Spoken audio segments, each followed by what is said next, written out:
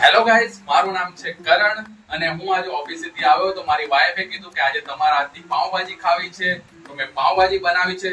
ચાલો હું તમને બતાવું. તો આ મેં બનાવી છે પાવભાજી. મારી વાઈફ રશ્મિ મસાલા પાવ બનાવી રહી છે.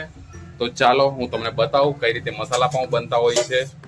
સૌથી પહેલા તવી ગરમ કરી તેની પર તેલ નાખી દેવાનું છે અને ત્યારબાદ આપણે જે ભાજી બનાવી હોય છે તે નાખવાની હોય છે થોડી.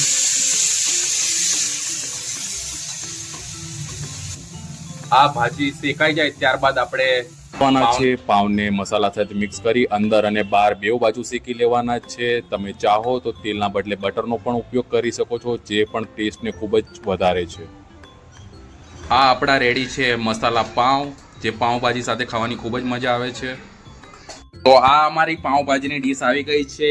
આ છે પાવભાજી, આ છે સાથે મસાલા પાવ અને આ છે કેરી અને કાંદાનું સલાડ, જે ખૂબ જ ટેસ્ટી લાગતું હોય છે.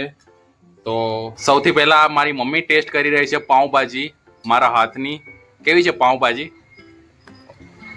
કિસુ ટેસ્ટ કરી રહ્યો છે પાવભાજી. કિસુ કેવી છે પાવભાજી? ભવ્યા કેવી છે પાવભાજી? હવે મારી વારી છે પાવભાજી ટેસ્ટ કરવાનો. હું પાવભાજી ટેસ્ટ કરું છું કેવી બની છે કેવી નહીં. આ મેં પાવભાજીની બાઈટ ફર્સ્ટ લઈ રહ્યો છું. સાથે કેરી અને કાંદાનું સલાડ. સુપર.